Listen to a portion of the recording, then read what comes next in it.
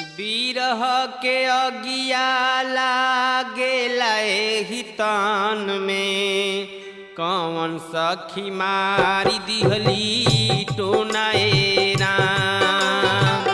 बिरह के अगिया लागेला एहि तान में, कौन सखी मारी दिहली टोनाए